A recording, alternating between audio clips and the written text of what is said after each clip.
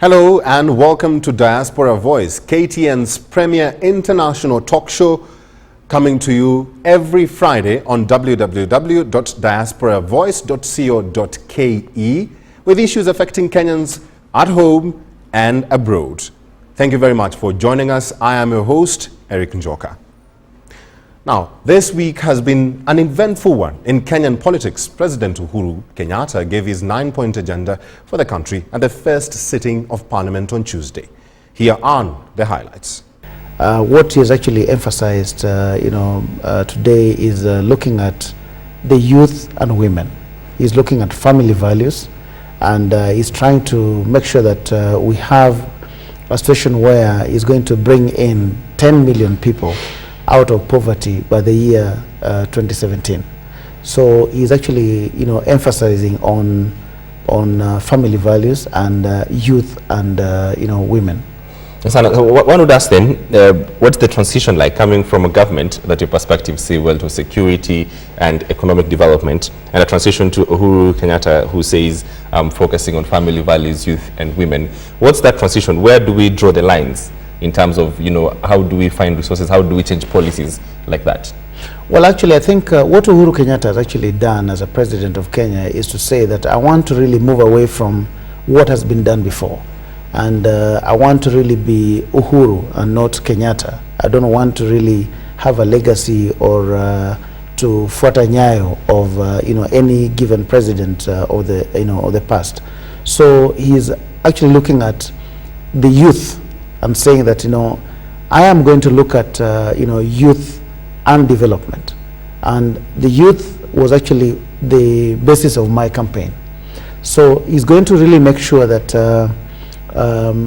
he gets the youth on his side, because that's actually what he promised during his campaign.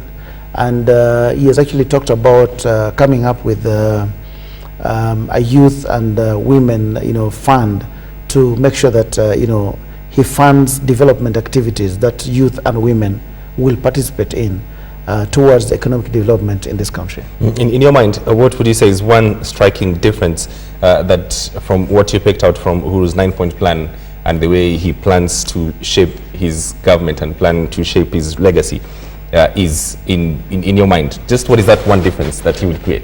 Well, actually, I'll look at one thing which Uhuru Kenyatta came up with, and he said that he's going to look at concentrate on protecting the family and improving the quality of life in the country. So obviously that's what he took an oath to do. Now very few or none of the previous presidents have actually looked at that.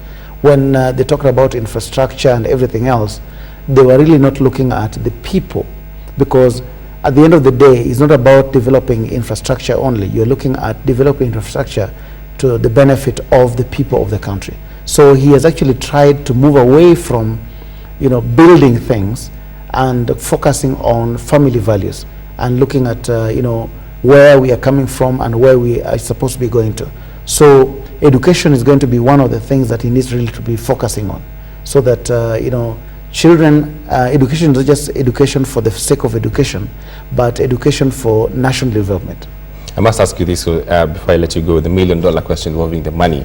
Where are we getting the money to do all these promises and to fund all these policies, if you like? Well, I think Kenya is actually a very rich country, and we must actually admit that Uhuru Kenyatta, during his tenure as the Minister for Finance, he is the first person to come up with a trillion shilling budget.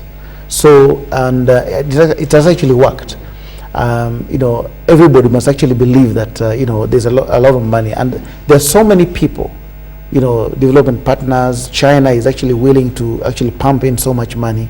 America, the European Union and everybody else is willing to pump in so much money into the development of Kenya. So in terms of budgets and all that, I don't think we really have a problem. We have enough money to fund the development activities that are there. We shouldn't be worried. We should not be worried. Well, I will keep that, and we will talk about this in 3 months, 3 years and 5 years, and keep that account and just trying to find out just the 9-point plan, Uhuru Kenyatta, what exactly would a President Uhuru Kenyatta government be like, and what will be his strong points and what he's emphasizing on. Linda. And as Uhuru underscored his plans to reduce the wage bill, members of parliament and county representatives clamored for higher pay. Members of parliament took things a notch higher on Thursday by asking removal of the Salaries and Remuneration Commission for reducing legislators' pay. Rita Tinina brings us more on that story. Honorable members, just 2 days after the National Assembly got down to work, and MPs are taking the row over their salaries to a whole new level. Igembe South MP Mithika Linturi wants the Salaries and Remuneration Commission removed from office over its move to slash MPs' salaries. I have started the process of removing that commission out of office. The MP claims the Salaries and Remuneration Commission, chaired by Sarah Serem, violated, infringed and breached various articles of the Constitution and ignored provisions of the Parliamentary Pensions Act. Under Article 94 of the Constitution, the power to vary, to amend or to make any law is vested on Parliament. The MP says the Commission also failed to exercise the principle of fairness in its move to review salaries. When she was doing this, she decided that will not touch anything to do with the other independent offices of the judiciary. Linturi has now served the Clerk of the National Assembly with a notice of intention to present a petition seeking the removal from office of the SRC. The notice outlines 10 charges he says will prove that the Commission violated the law. The petitioner is already with the Clerk of the National Assembly. And since he has not gotten back to me, and this is the last day, then I believe I'm on course. If the Clerk of the National Assembly okays the petition, it will be taken before Parliament. When the next sitting of Parliament reconvenes and the order on petitions is scorned by the clerks, then you rise and present your petition to Parliament. The petitioner is given 5 minutes to explain his petition. 30 minutes are allocated to MPs to make their contributions. The petition is then referred to the relevant committee of Parliament, which is required to present its report to the full House within 14 days.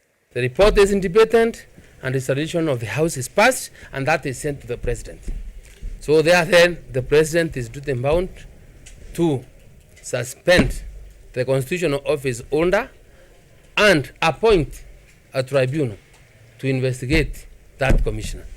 The Speaker of the National Assembly and some MPs have defended the MPs' salary claims, saying the SRC overstepped its mandate. This is what is called in law is called the ultra vires.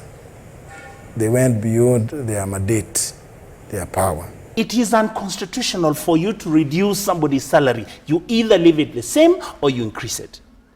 In his inaugural address to Parliament, President Uhuru Kenyatta expressed concern over the rising wage bill. Members of Parliament have in the past had the last laugh when it comes to increasing their pay and are not taking kindly the SRC's move to slash their salaries. Linturi's petition, the first such attempt to remove a constitutional commission from office, not only redefines the push for salaries by MPs, it will no doubt set a precedent for the country. Joy Chelagat sat down with Kitutu Churches South Member of Parliament Richard Onyonka, who has been vocal in championing for an increase in Members of Parliament salaries. Onyonka, who served as Deputy Minister in Foreign Affairs in the previous government, also spoke out on what he did in the ministry as well as what he plans to do for Kenyans in the diaspora. I was elected in 2007 as a Member of Parliament, and then after that I was appointed Deputy Minister of Foreign Affairs. So what do you have to say about your previous leadership and what you did for Kenyans in the diaspora? When I was appointed Deputy Minister, I came in because I had lived in the US. I had worked in the US. I knew the challenges that our people were facing. I understood what needed to be done. On policy and on strategy, I think I would say I was very happy because the Ministry of Foreign Affairs had decided to have a paradigm shift in making sure that we begin to emphasize and begin to engage the diaspora. making sure that we looked at the issues which were affecting the diaspora directly or indirectly.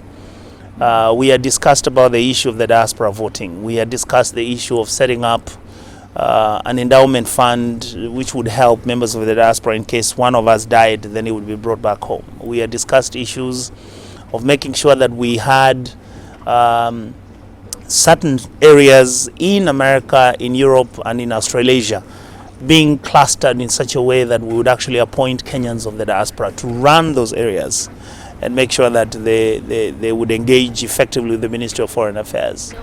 What should Kenyans in their diaspora expect from the new government? To be honest with you, because I've worked in government, the first thing maybe I would say is that let them not expect anything. But cautiously optimistic, I would say let them be, and let us look for a way on how we can engage positively. I am saying that I believe that Uhuru comes from a different mindset in terms of certain issues. I believe he will be able to engage positively with the diaspora.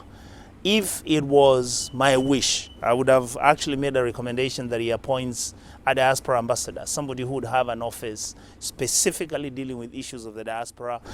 Now, many Kenyans on social media have been seriously complaining about MPs and the salaries, and they're saying that MPs want too much and that MPs are greedy. What do you have to say about that? First of all, I want to put the record very straight. The salary of an MP is not 500,000 shillings. The salary of an MP has been reduced to 500,000 shillings, but after tax, that salary is going to be taxed at 45%.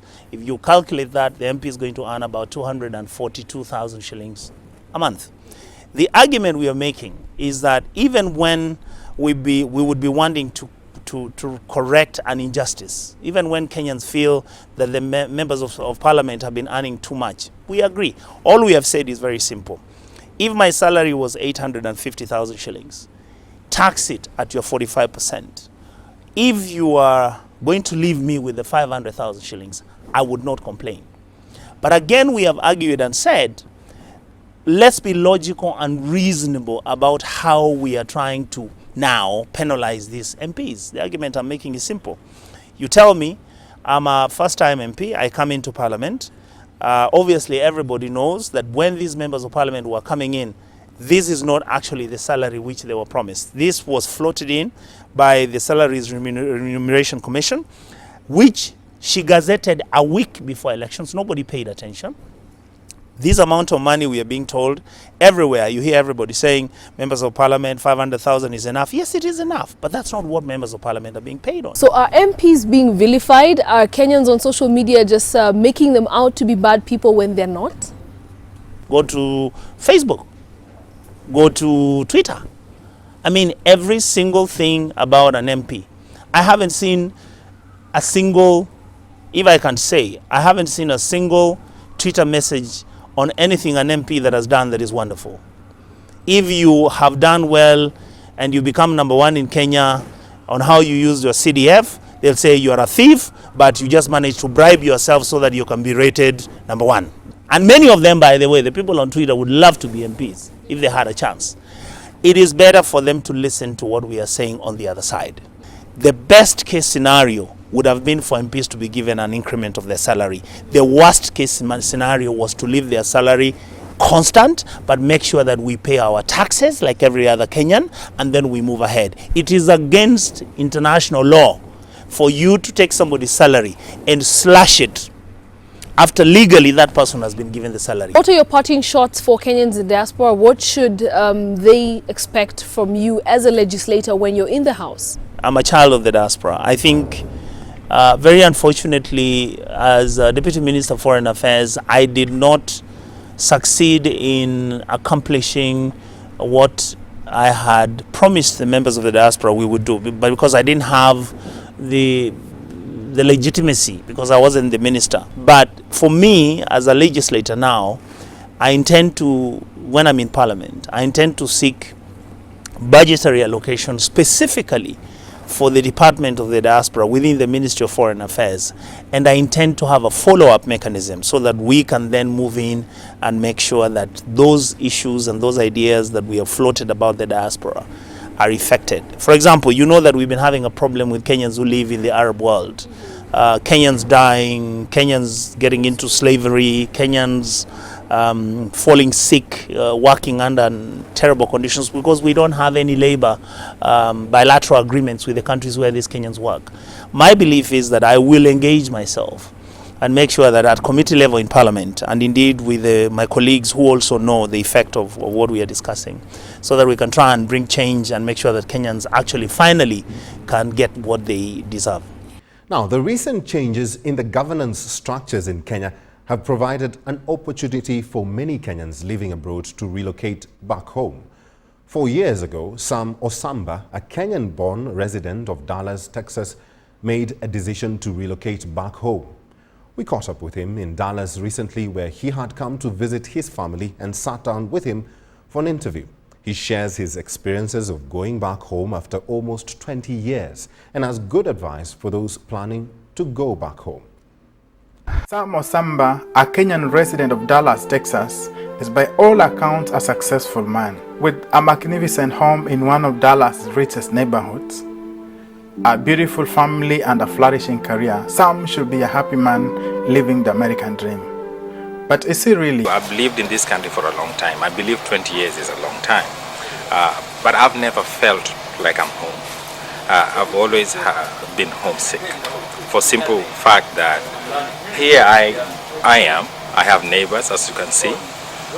But when I wake up in the morning and I'm going for my regular walking or exercise, people hardly say hello to me. You know, a few of them would say hi and they go their way. I can tell you that out of about 20 neighbors that I have here, maybe I've visited only 2, and that's the trend. So to me, that's not life. After 20 years living in America as a student, a career person and a family man, Sam is ready to pack up and go back home. And so, on this Saturday evening, Osamba is hosting a farewell party for close friends and relatives at his home, not only to say goodbye, but also to seek their wise counsel and prayer. Tonight, I know most of you had many other things to do, but because of the friendship that we built over time, you thought it was important that you came and bid me farewell. Thank you very much. With a new constitution in place that guarantees equal opportunity to everyone living at home and abroad, Sam is one of the many Kenyans living abroad who have decided to take the skills that they have acquired abroad back home to help in building their country. This move means a lot to me because I've been in this country for 20 years and I came to go to school. And it has always been my wish to acquire all the knowledge and skills that I could acquire and go back home and help build my country. So now that I have made the decision to go home, I'm very excited about the opportunity and I hope and believe that when I get there, the little part that I'll play within our nation building will make a difference. In many ways, this going back home by many immigrants, especially Kenyans living in the US, has been necessitated by the recent changes in the US, especially after the September 11th terrorist attacks in New York and the economic downturn. What is going on, especially the Kenyans who are working in the financial services industry and Kenyans who are graduating, maybe have been graduating in the last couple of years, they are not getting jobs, and a lot of Kenyans are getting laid off. I have a lot of friends who have been laid off over the last several months, and that's hurting a lot of Kenyans here. But the main motivating factor is definitely the recent positive changes that have taken place in Kenya. Since the promulgation of the new constitution in Kenya last year, there has been a steady flow of Kenyans living abroad going back home to take advantage of a number of homegrown investment opportunities created under the new constitutional dispensation. The Kenyans in the diaspora are quite excited about the new dispensation. We are seeing more inquiries, people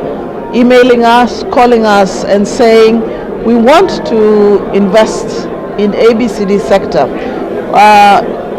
Currently what is happening is that a lot of the counties are coming together, and as you've seen in the newspapers, we have counties that already have produced their own websites.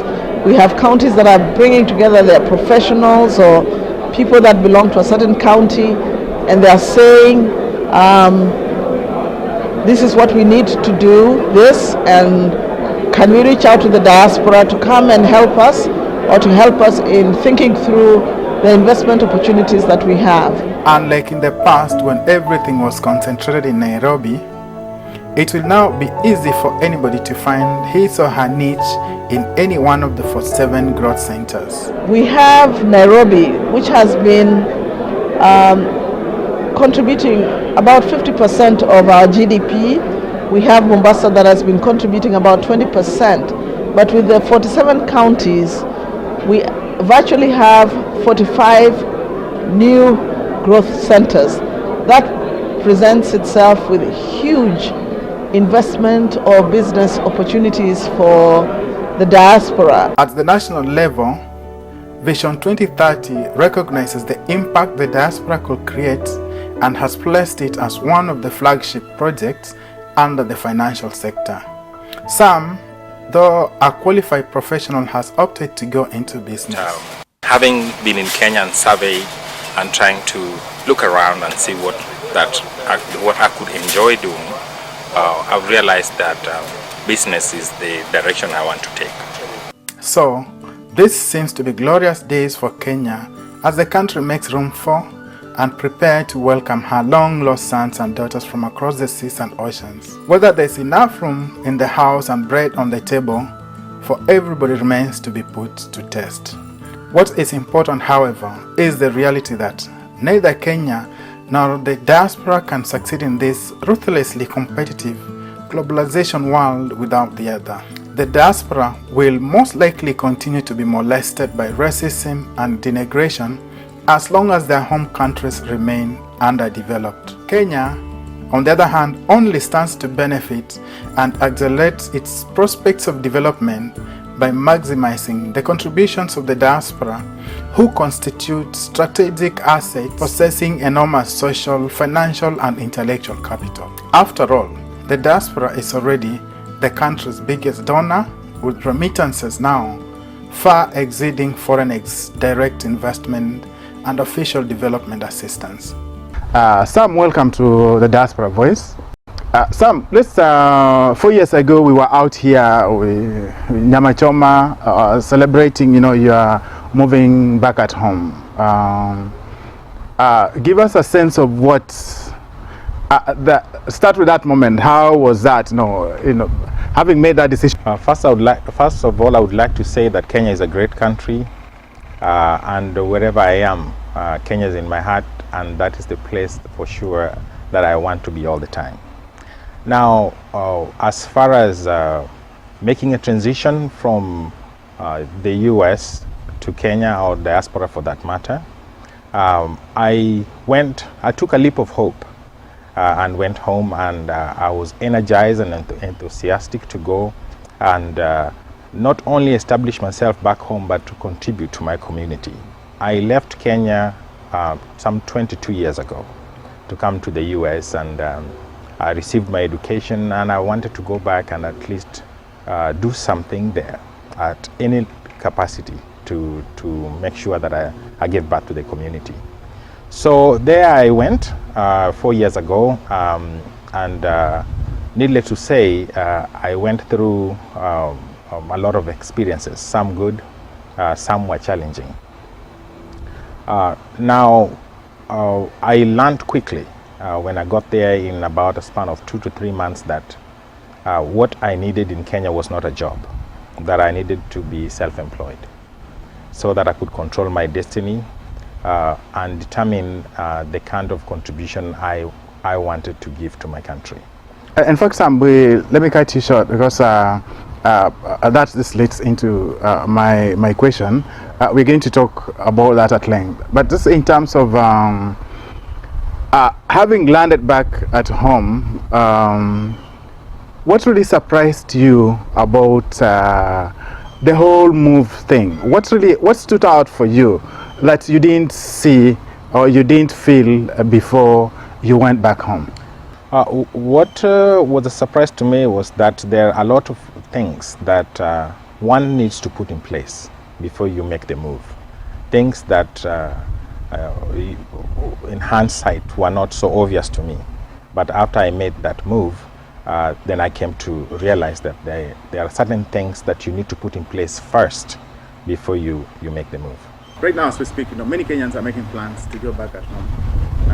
And as it is always, for those of us who live here in the US, it's always, America is never really what you call my home. We always, at the back of our minds, we always say that we are going to move back at home at some point, but we don't have the courage to make that move. All right. You made the move.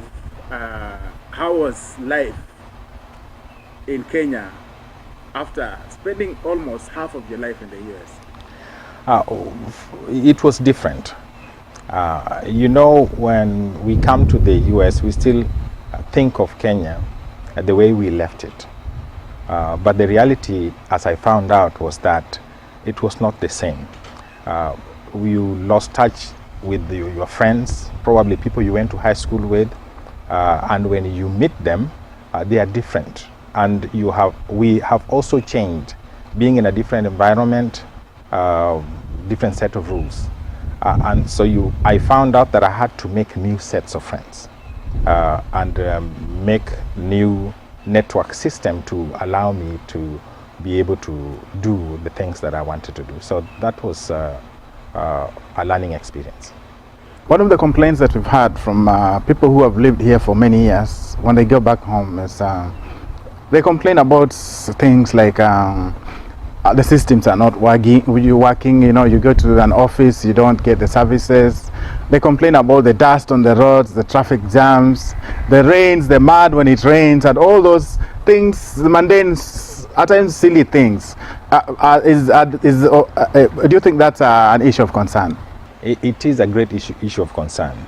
After you've lived in this country for a long time, in the US for a long time, things like roads without potholes, running water when you all the time, hot shower in the morning every morning, things that you take for granted.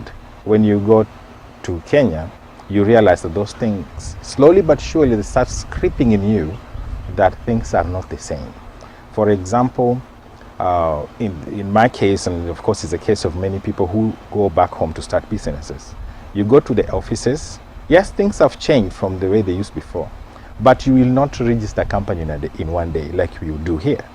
It will take you a few days, and you will be in long lines sometimes.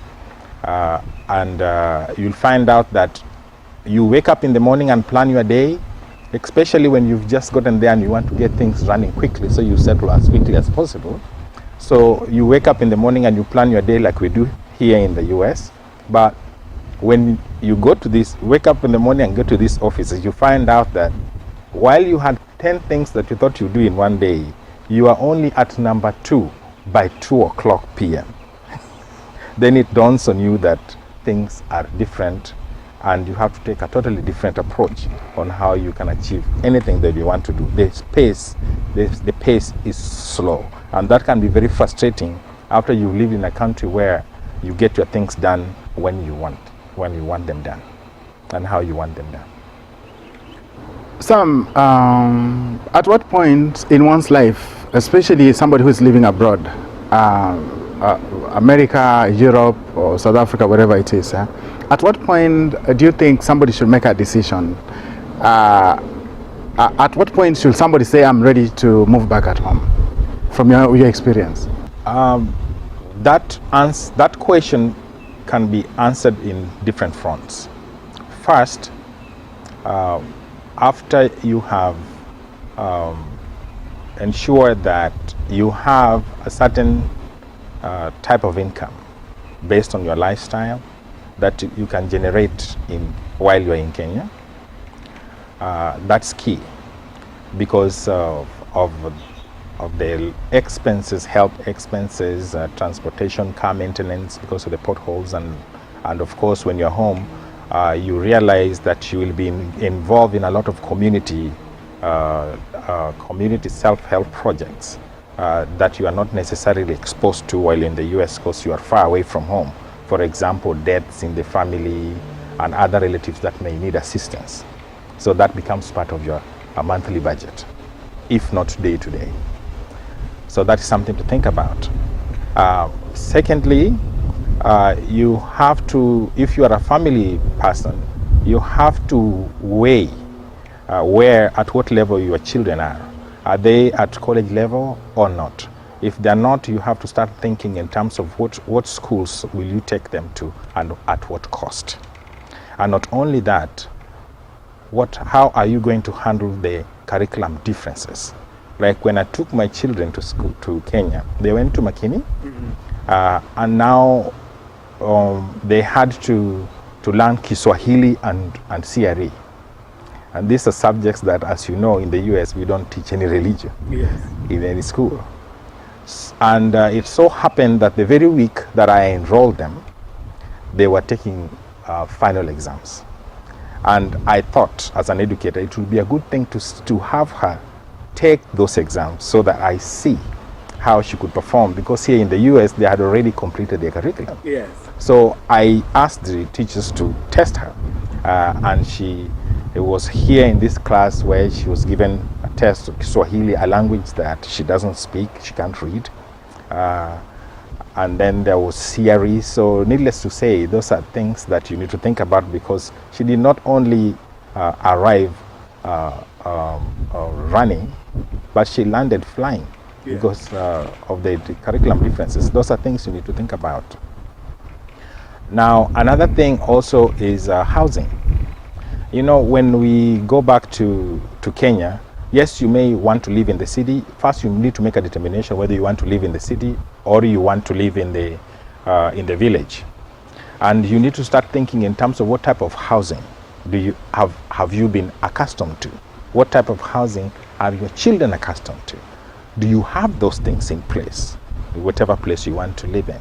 Will your children have access to running water every day? Will they have a hot shower every morning? Those are things that are very, very important for anyone who is thinking of going back, needs to think about. You've been in Kenya for quite some time. Fortunately for you, you go back and forth because, like I said, your family is still here.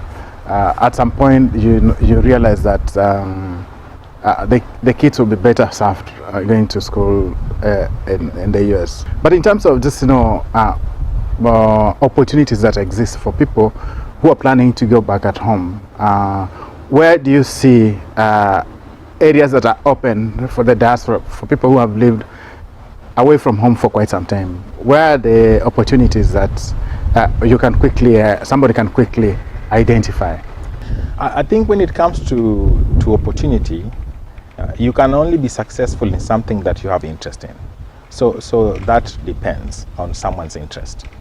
As for me, I first thought that I wanted to go and find a job and serve the government. And as I told you, I found out that that was not something that was going to be workable for me. So I tried my hands in different things. And finally, I settled on something that I like to do. Now, for anyone that is thinking of going, first of all, find your niche. Now, transition into Kenya is a process. You cannot wake up one morning and fold your tent and take that flight home, and there you have arrived and you want to settle. It takes a few trips there to test your hands in a few things before you make the decision to go there. That will let you know where your opportunity is, because opportunities will vary for you. One thing I can say proudly about Kenya is everything is available. It's only what you are good at that you're going to be succeeding. So take the process of going home, try your hands in different things, talk to people, find as much information as you can about what you're interested in, so that before you plow into establishing it, that you know the do's and don'ts. Most importantly, you have to find someone you trust, and someone that has integrity. It does not have to be your brother, your sister, or your father.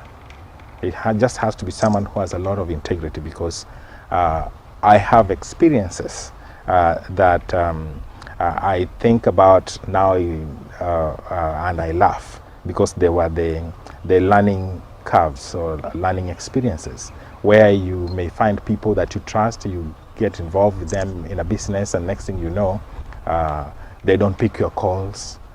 You can't find them in the office. When you go to their offices, either they tell you they're not there and things of that nature. Next thing you know, you've lost 1 million Kenya shillings, 500,000 Kenya shillings, because you got into a business venture with people that you thought that were of integrity, but indeed they were not, irrespective of their status in the community. We just had elections, very controversial elections, I must say. Give us your sense of how we performed as a country, and now the call is let's move forward.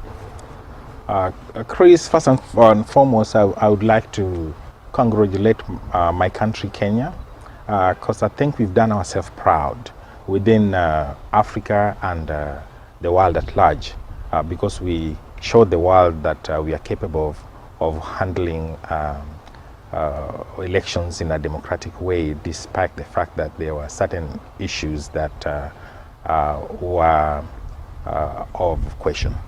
I think that we can give ourselves a pat on the back, because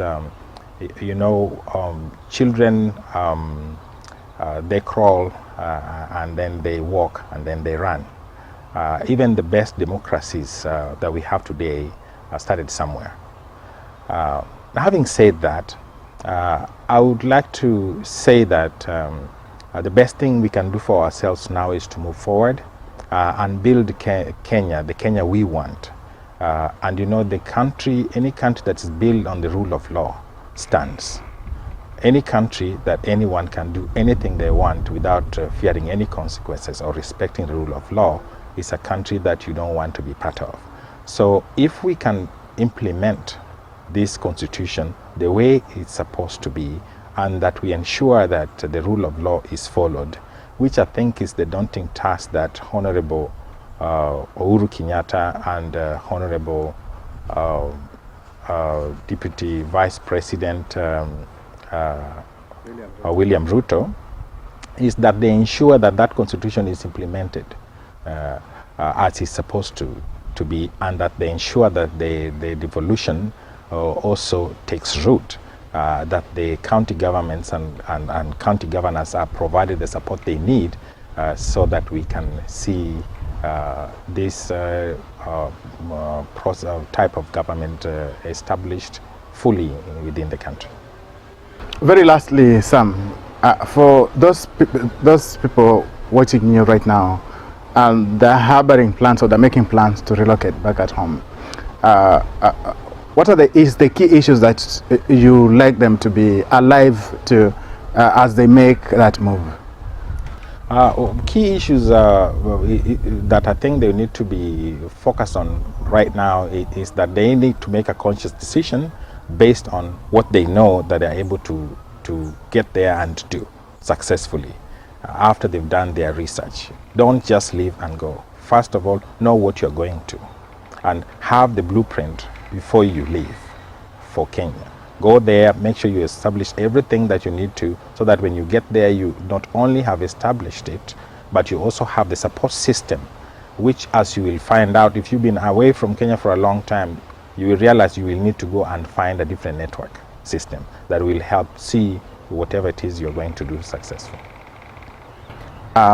Thank you very much, Sam. It's a pleasure speaking with you.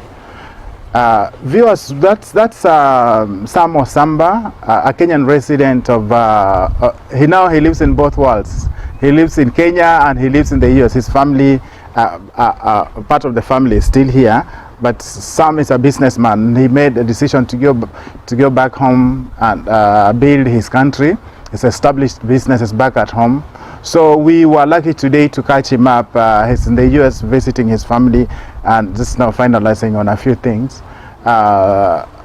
He's given us a sense of what it is, what you need to do, what you need to look out for when you're planning, and if you're planning to relocate back at home. We, as a show, definitely we encourage many people to get involved in what's going on back at home.